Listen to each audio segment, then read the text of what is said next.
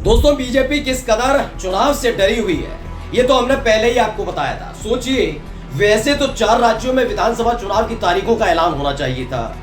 राजस्थान और उत्तर प्रदेश में भी जो विधानसभा की सीटें खाली है उपचुनाव होना चाहिए था, लेकिन चुनाव आयोग ने सिर्फ 2 राज्यों में, हरियाणा में और जम्मू कश्मीर में चुनावों की तारीखों का ऐलान किया। सवाल उठ ही रहे थे, लेकिन अब देखिए, आगे आकर खुद भारतीय जनता पार्टी के नेता और एक मंत्री ने कह दिया है कि हाँ, हरियाणा में सरकार गई तो हम कांग्रेस की सरकार जो बनेगी हरियाणा में उसे तोड़ देंगे। मतलब इतनी बौखलाहट कभी भी बीजेपी के चेहरे पर नजर नहीं आई होगी। इतने कमजोर, इतने लाचार, इतने मजबूर नजर नहीं आए होंगे कि सत्ता के दम पर खुलेआम धमकी दी जाने लगी। यही काम हरियाणा के अंदर किया जा रहा है। नमस्कार, मैं हूं प्राज्वल गौतम और आप देख रहे थे हिंदुस्तान पोस्ट। दरअसल हरियाणा में विधानसभा चुनावों की तारीखों का ऐलान हो चुका है। 1 अक्टूबर को वोटिंग है और 4 अक्टूबर को आएंगे नतीजे। लेकिन उससे पहले क्या हो रहा है आज मैं आपको दिखाने जा रहा हूं। अब धमकियां दी जाने लगी हैं। धमकी इस बात की कि अगर हमारी सरकार बनी तो ठीक, नहीं बनी तो मोदी शाह जो बैठे हैं वो सरकार गिरा देंगे। ये बात मैं नहीं कह रहा हूं, बीजेपी के नेता कह रहे हैं। खुद हमारा चैनल नहीं कह रहा है, बल्कि बीजेपी के नेता कह रहे हैं। सबसे पहले खबर पढ़ रहा हूं, न्यूज़ 24 की खबर। अगर हरियाणा में कांग्रेस की सरकार बनी तो हमारा शीर्ष नेतृत्व 6 महीने में ही सरकार तोड़ देगा। हरियाणा सरकार में मंत्री हैं जेपी दलाल। तो देखिए, जेपी दलाल का ये कहना, अगर हरियाणा में कांग्रेस सरकार बनी तो हमारा शीर्ष नेतृत्व कौन है? मोदी शाह 6 महीने में ही सरकार तोड़ देगा। यही काम इन पर आता है। इन्हें डर है, इन्हें खौफ है कि कैसे चुनाव जीता जाएगा। जो हाल ही में सर्वे इन्होंने कराया या फिर जो सर्वे निकल कर आए उसमें भी निकल कर आया है कि कांग्रेस की प्रचंड बहुमत की सरकार बनने जा रही है। ये हाफ हो जाएंगे, साफ तो नहीं, हाफ जरूर होने जा रहे हैं। पहले वो बयान सुनाने जा रहा हूं, बयान सुन लीजिए। भाई कांग्रेस आओगे। अरे कश्मीर इतना रोड़ा कर रखा था जी, ब्याह दिया दिए 44-42 है।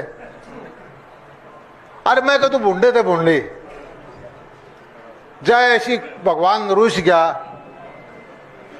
जाके मैं उकचुक हो जा, मारे दिल्ली वाले छठा महीना कर पकड़ने।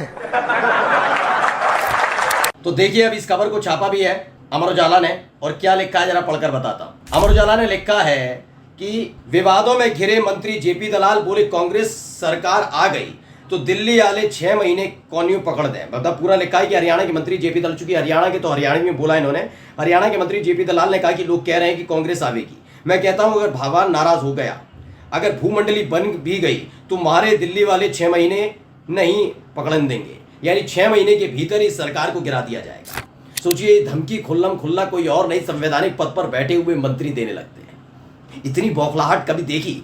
दरअसल इसकी वजह भी है।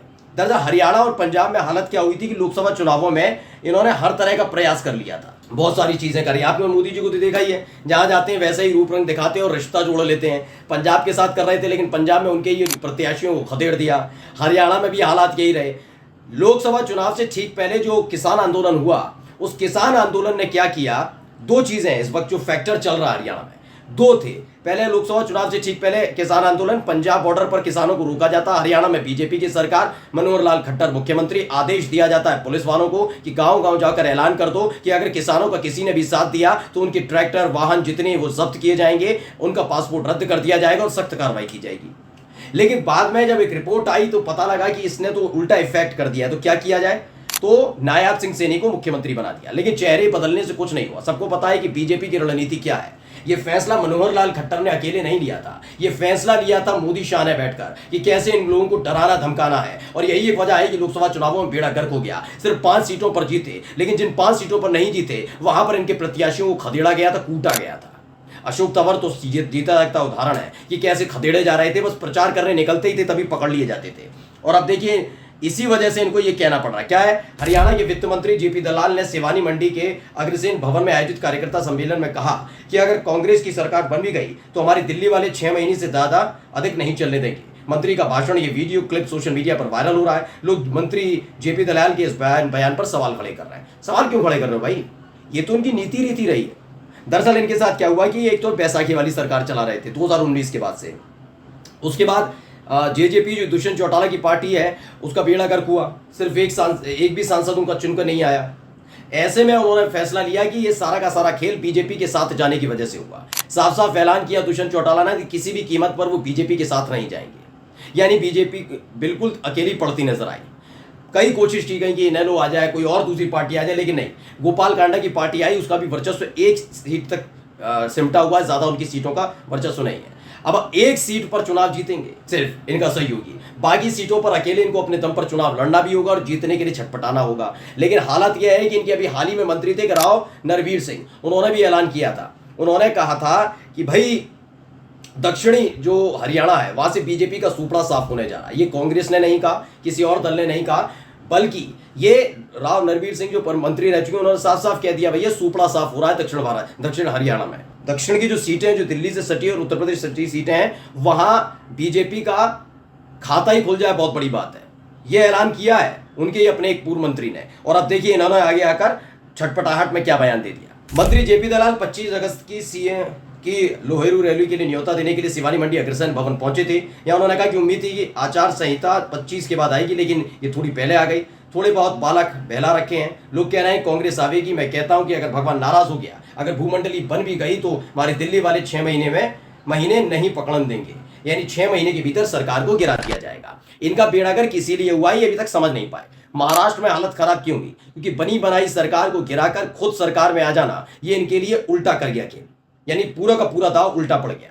अब इस बात को ये समझ नहीं पाए, अभी भी ये लगे हुए हैं, डटे हुए हैं उसी में कि कैसे भी करके सरकार गिराई जाएगी, कांग्रेस की सरकार। यानी इन्होंने भी पुष्टि कर दी है कि कांग्रेस की सरकार आने जा रही है। और यही बात मैं आपसे लगातार कह रहा हूं, आप अब भी लिख कर ले लीजिएगा, 48 से 50 सीटें कांग्रेस पार्टी की आ रही है, हमारा अनुमान कह रहा है, क्योंकि जो लोकसभा चुनावों के नतीजे आए हैं और जिस तरह के हालात अब भी बने हुए हैं, उन्होंने हालात ऐसे खड़े कर दिए हैं कि किसी भी कीमत पर बीजेपी की सरकार बनना तो बहुत मुश्किल है। कांग्रेस आसानी से न केवल सरकार बनाएगी, बल्कि खबर यह है कि अगर जेजेपी उनके साथ आ जाती है तो प्रचंड बहुमत की सरकार बनी रहेगी। मैंने आपको लगातार दिखाया, इनका कोई भी, आप मनोहर लाल खट्टर को देख लीजिए, लोकप्रियता खत्म हो चुकी है उनके अपने एक इलाके, हरियाणा में पूरे में नहीं है, हाँ उनके एक अपने इलाके में अच्छा तरीके से चुनाव जीता, मार्जिन से, अच्छी बात है। नायब सिंह सैनी को लोग पसंद नहीं कर रहे हैं। भूपेंद्र सिंह हुड्डा से लेकर दीपेंद्र हुड्डा की मांग उठ रही है कि उनको बनाना चाहिए दीपेंद्र हुड्डा को, यानी कांग्रेस पर ही लोग भरोसा जता रहे हैं, साथ ही छोड़ कर भाग रहे हैं। हरियाणा के अंदर तो हालात ये हो गए कि दूसरा जो विषय था जो मैं बताना भूल गया अभी, कि दूसरा विषय ये है कि विनेश फोगाट के साथ जो कुछ हुआ ओलंपिक में, और उसको लेकर खेल मंत्री और इस देश की सरकार जो चुप्पी साध कर बैठी रही, उसने खेल खराब और कर दिया। ये साफ साफ देख रहे हैं कि विनेश फोगाट जो आसानी से जीत जाती हैं और दूसरे दिन उन्हें डिस्क्वालीफाई कर दिया जाता है। किसके इशारे पर हुआ, किसको खुश करने के लिए किया गया? इसके बीच साजिश देखी जा रही है, क्योंकि विनेश फोगाट का मसला आप सब जानते ही हैं। विनेश फोगाट, बजरंग पूनिया, साक्षी मलिक, ये सब दिल्ली में बैठे थे क्योंकि बीजेपी के एक सांसद, जो मोदी जी के लाडले सांसद ब्रजभूषण शरण सिंह पर आरोप लगाया था कि वो यौन शोषण करते हैं, और उसके बाद से उनकी बात सुनी नहीं जा रही थी। जाटों ने अपनी बेटी के सम्मान में बीजेपी के खिलाफ मोर्चा खोला है। दूसरा किसान आंदोलन का मसला है। हर मसले पर बीजेपी फंसी हुई है, और यही तो छटपटाहट है जिसके चलते खुल्लम खुल्ला कहा जा रहा है कि किसी भी कीमत पर सरकार ज्यादा दिन चलने नहीं दी जाएगी। यानी लोकतंत्र का माहौल एक बार फिर से उड़ाने के लिए बीजेपी तैयार बैठी। नमस्कार।